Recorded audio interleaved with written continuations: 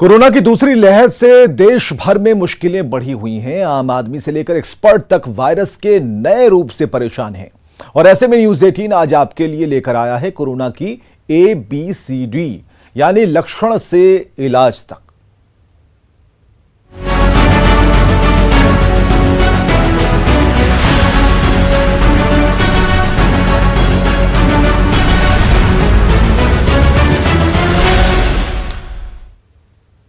तो दूसरी लहर के कारण दिन ब दिन बढ़ते संक्रमण के मामलों के बीच हर आदमी इस नए वायरस को लेकर कंफ्यूज है।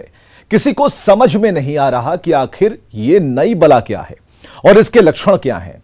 आज हम आपको इस खतरनाक वायरस की एक एक बारीकी बताएंगे।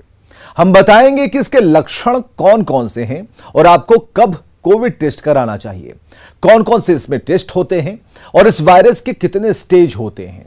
रिपोर्ट देखिए।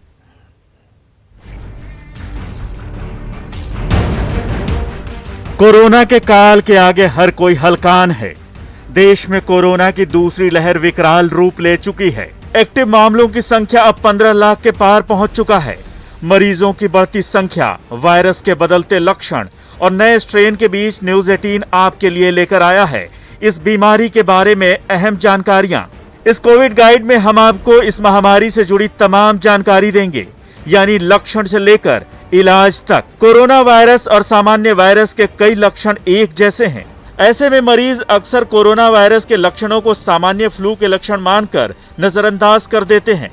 यही लापरवाही आगे चलकर गंभीर बीमारी में बदल जाती है। ऐसे में यह जानना जरूरी है कि कोरोना का टेस्ट हम कब कराएं। बुखार, बदन दर्द, सांस लेने में परेशानी, स्वाद और गंध नहीं आना, ठंड नहीं लगना। आमतौर पर अगर आपको इनमें से कोई भी या सभी लक्षण हैं, तो आपको टेस्ट करा लेना चाहिए। कोरोना के हर स्ट्रेन में नए नए लक्षण हैं। नए लक्षणों में आंखों का लाल होना भी शामिल है। इसके अलावा अगर आप कोरोना वायरस से संक्रमित किसी मरीज के संपर्क में आ गए हैं, तो टेस्ट कराना जरूरी है। अब आपको बताते हैं कि कब टेस्ट कराने की जरूरत नहीं है। अगर कोरोना टेस्ट के दोनों डोज लिए हुए आपको 2 हफ्ते से ज्यादा समय हो गया है और आप में कोरोना वायरस के कोई भी लक्षण दिखाई नहीं दे रहे हैं, तो आपको टेस्ट कराने की आवश्यकता नहीं है। अब जानते हैं कि आखिर कौन सा टेस्ट है बेस्ट। कोरोना वायरस की पुष्टि के लिए अलग अलग तरह के टेस्ट किए जाते हैं। इनके करने का तरीका, रिजल्ट आने में लगने वाला समय और इनकी विश्वसनीयता अलग अलग होती है। आइए आपको बताते हैं इन टेस्ट के बारे में।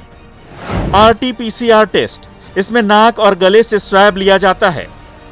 टेस्ट का रिजल्ट आने में 4 से 5 घंटे का समय लगता है। यह टेस्ट ज्यादा विश्वसनीय है, लेकिन रैपिड एंटीजन टेस्ट के मुकाबले ज्यादा महंगा है। अब जानते हैं रैपिड एंटीजन टेस्ट के बारे में।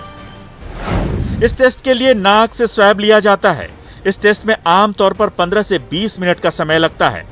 रैपिड एंटीजन टेस्ट की रिपोर्ट नेगेटिव आने पर पुष्टि के लिए RT-PCR टेस्ट किया जाता है। Rapid antigen test RT-PCR test के मुकाबले काफी सस्ता होता है।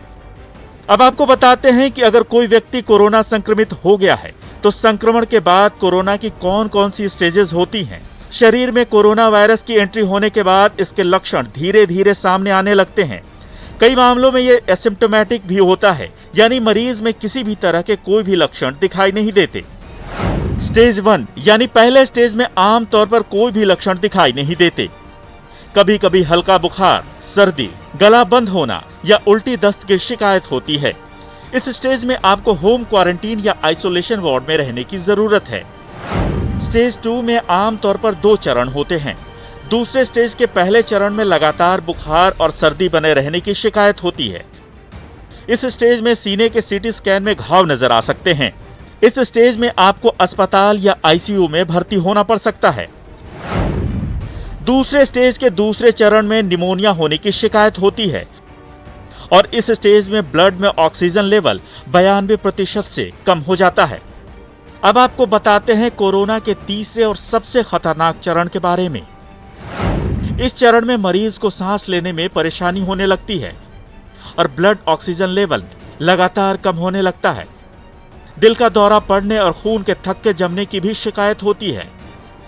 इस स्टेज में किडनी काम करना या तो कम कर देता है या बंद कर देता है। ज्यादातर मामलों में मरीज की मौत भी हो सकती है।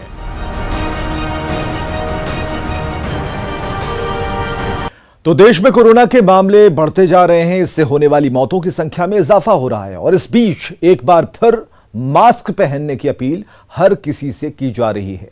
लेकिन कौन सा मास्क किसके लिए ज्यादा सही होगा और कौन सा ज्यादा इफेक्टिव होगा, यह सवाल सबके मन में है। आइए जानते हैं अलग अलग तरह के मास्क, उनकी इफेक्टिवनेस और यूज के बारे में।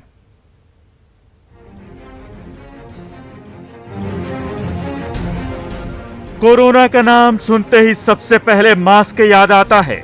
जब से कोरोना ने दस्तक दी है, मास्क का जिक्र आम है। डॉक्टरों और एक्सपर्ट्स की सलाह है कि वैक्सीन से ज्यादा जरूरी एहतियात है और एहतियात में सबसे ज्यादा जरूरी मास्क होता है। आइए आपको बताते हैं कि मास्क कितने तरह के होते हैं। मोटे तौर पर देखें तो मास्क दो तरह के होते हैं। पहला सर्जिकल मास्क, जिनका इस्तेमाल हेल्थ केयर वर्कर्स करते हैं। दूसरा फैब्रिक या कपड़ों से बने मास्क, जिनका इस्तेमाल आम लोग करते हैं। अब सवाल उठता है कि आखिर कौन सा मास्क संक्रमण को रोकने में कितना या ज्यादा कारगर है। N95 मास्क कोरोना वायरस जैसे संक्रमण से बचाव के लिए सबसे बेहतर मास्क माना जाता है। यह आसानी से मुंह और नाक पर फिट हो जाता है और बारीक कणों को भी नाक या मुंह में जाने से रोकता है। यह हवा में मौजूद 95% कणों को भी रोकने में सक्षम है और यह खासकर उनके लिए है जिनकी इम्यूनिटी कमजोर है। N95 मास्क हम मोस्टली उन लोगों के लिए कहते हैं, हम हेल्थ केयर वर्कर्स के लिए इस्तेमाल करना है। बाकी के जो लोग इसमें जिनकी इम्यूनिटी कम है, जैसे कि डायबिटिक हैं, कैंसर पेशेंट हैं या जिनको फेफड़े की तकलीफ़ है, वो जिनकी इम्यूनिटी किसी भी वजह से, transplant patient, kidney disease, liver disease, जिस भी वजह से हो, उन लोगों को अपनी सुरक्षा ज़्यादा बढ़ानी है, उनके लिए भी यही है मास्क। यानी N95 एक उच्च कोटि का मास्क है जो आमतौर पर उन लोगों के लिए है जिनकी इम्यूनिटी यानी प्रतिरोधक क्षमता किसी भी वजह से कमजोर हो गई है। वहीं सामान्य सर्जिकल मास्क भी करीब 89.5% तक कणों को रोकने में सक्षम होता है। N95 और सर्जिकल दोनों मास्क हेल्थ केयर वर्कर्स के लिए होते हैं। सर्जिकल मास्क से प्रोटेक्शन काफ़ी हद तक होता है। हमारा सर्जिकल मास्क अगर इवन हम हॉस्पिटल में जहाँ पे रिस्क जोन लेस है, तो सर्जिकल मास्क का ऑप्शन रिकमेंड करते हैं। और N95 तो डेफिनेटली जब कोविड के साथ आप केसेस के साथ डील करते हैं।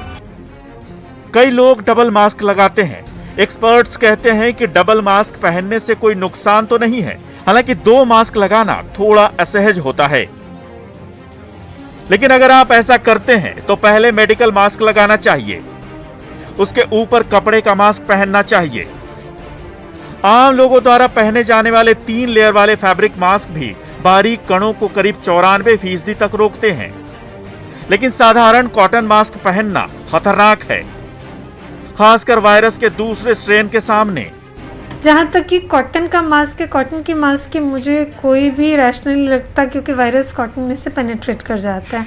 आप ट्रिपल लेयर मास्क इस्तेमाल कर सकते हैं, जिसकी 3 लेयर्स होती हैं। अंदर की लेयर में फिल्टरेशन होती है, एब्जॉर्प्शन होती है। मध्यम लेयर में कम घुस सकते हैं बाहर से, और बाहर की नॉन एब्जॉर्बेंट लेयर होती है। इस तरह के जो technically past triple layer mask है, वो आप इसके इस्तेमाल कर सकते हैं। आप कोई भी मास्क पहने, मास्क पहनने से वायरस से 100% सुरक्षा नहीं होती। हाँ, अलग अलग मास्क और आपके मास्क पहनने के तरीके से सुरक्षा जरूर बेहतर होती है। अगर आपने सबसे अच्छी क्वालिटी का मास्क पहना है लेकिन पहनने का तरीका गलत है, तो बहुत ज्यादा चांस है कि आपको संक्रमण हो जाए।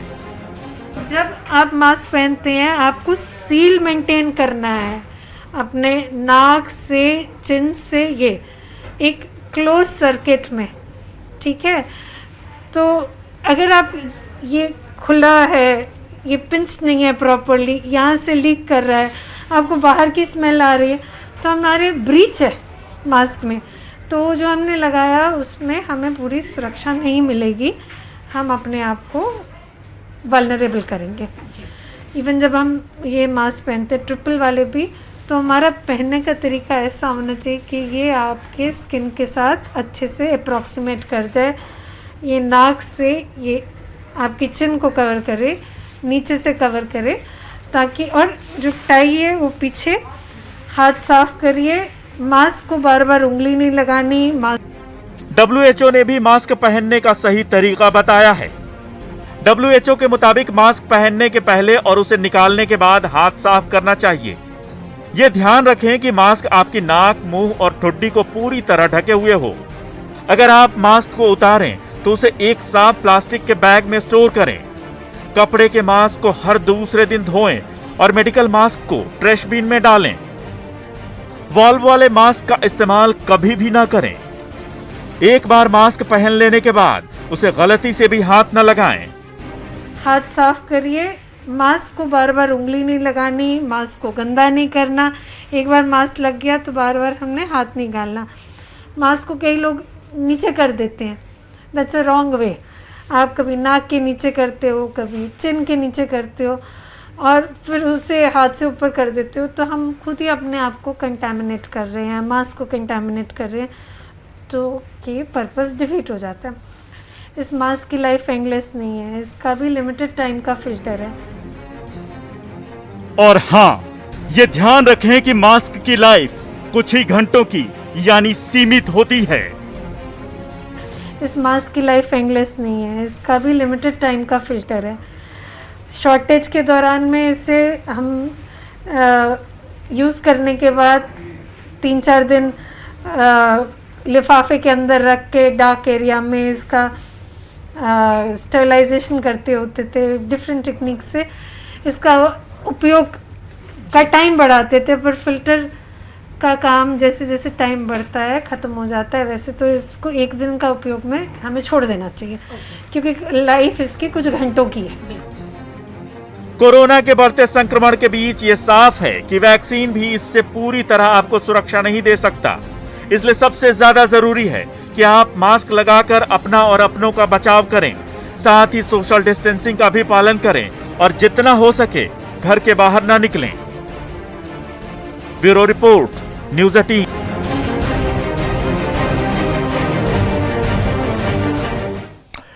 तो अब तक आपने जाना कोरोना के कौन कौन से लक्षण होते हैं, कब और कौन सा कोविड टेस्ट कराएं और कितने प्रकार के मास्क होते हैं और कौन सा मास्क पहनना कितना सुरक्षित है। साथ ही हमने आपको बताया कि मास्क पहनने का सही तरीका क्या है। अब आपको बताते हैं कि इस खतरनाक बीमारी का भारत में मौजूदा इलाज क्या है और आने वाले समय में कौन कौन सी वैक्सीन भारत में उपलब्ध होगी।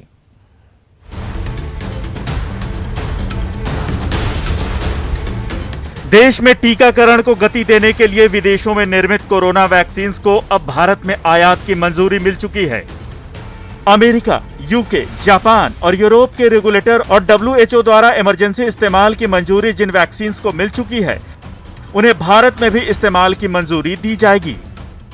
उसके अंतर्गत प्रावधान अब किया गया है कि जो कोविड-19 का वैक्सीन बाहर के देश में विकसित हुआ है और वो जो क्रेडिबल रेगुलेटर हैं कुछ देशों के, FDA है अमेरिका का, EU का EMA है, UK का जो है EMRA है, इसी प्रकार जापान का है, और इसके अलावा अगर WHO के इमरजेंसी यूज लाइसेंसर में इंक्लूड हो गया, अगर ये इनमें से किसी में भी इंक्लूड हो गया है, तो उस वैक्सीन को हम देश में ला सकते हैं और ट्रायल करने की जरूरत एज अ प्री कंडीशन नहीं होगी। भारत में फिलहाल 3 वैक्सीन को मंजूरी मिल चुकी है, जिनमें भारत बायोटेक की कोवैक्सीन, सीरम इंस्टीट्यूट की कोविशील्ड और रूस में निर्मित स्पुतनिक 5 है। आपको बताते हैं कि सरकार के इस नए फैसले के बाद भविष्य में भारत में कौन सी वैक्सीन उपलब्ध होंगी। फाइजर की बायोटेक वैक्सीन। फाइजर की वैक्सीन करीब 95% तक कारगर है। 21 दिनों के अंतराल पर इसके 2 डोज लगाने होंगे। इसे स्टोर करने के लिए -25 से -15 डिग्री तक तापमान चाहिए। अंतर्राष्ट्रीय बाजार में इसकी कीमत करीब 1500 रुपए है। हालांकि भारत में इसके इस्तेमाल से पहले इसकी कीमत को लेकर अभी चर्चा की जानी बाकी है। मॉडर्ना की वैक्सीन 94.1% तक कारगर है। 28 दिनों के अंतराल पर इसके 2 डोज लगाने होंगे। इसे स्टोर करने के लिए 2 से 8 डिग्री तक तापमान चाहिए। अंतर्राष्ट्रीय बाजार में इसकी 1 डोज की कीमत करीब 1800 रुपए है। जॉनसन एंड जॉनसन की जैनसन वैक्सीन की कुशलता दर की बात करें तो इसका सिंगल डोज 66.3% तक कारगर है। इसे स्टोर करने के लिए 2 से 8 डिग्री तक तापमान चाहिए। हालांकि इसकी कीमत अन्य वैक्सीन के मुकाबले कम है। इसके 1 डोज की कीमत करीब 750 रुपए है। Novavax vaccine, protein based Novavax vaccine की कुशलता दर करीब 90% है। इसे स्टोर करने के लिए 2 से 8 डिग्री तक तापमान चाहिए और अमेरिका में इसकी कीमत करीब 1200 रुपए है। स्पुतनिक 5, रूस की स्पुतनिक 5 को भारत में इमरजेंसी इस्तेमाल की मंजूरी मिल चुकी है। रूस की एजेंसी RDIF के अनुसार स्पुतनिक 5 वैक्सीन 91.6% तक कारगर है, जिसे 2 से 8 डिग्री तक तापमान पर स्टोर किया जा सकता है। इसकी 1 डोज की कीमत $10 से कम यानी करीब 750 रुपए से भी कम है। WHO के मुताबिक इसके अलावा दुनिया भर में 200 अतिरिक्त वैक्सीन पर काम चल रहा है, जिनमें 60 क्लिनिकल डेवलपमेंट फेज में हैं। भारत में दुनिया का सबसे बड़ा टीकाकरण अभियान चलाया जा रहा है। कोरोना की दूसरी लहर के बीच विदेशों में बनी वैक्सीन से भारत में टीकाकरण को और भी गति मिल सकती है। Bureau report, news 18। तो कोरोना पर आधारित इस खास कार्यक्रम में बस इतना ही। उम्मीद है आपको कि हमारी इस खास पेशकश से कोरोना से लड़ने में जरूर मदद मिलेगी। खबरें लगातार जारी हैं।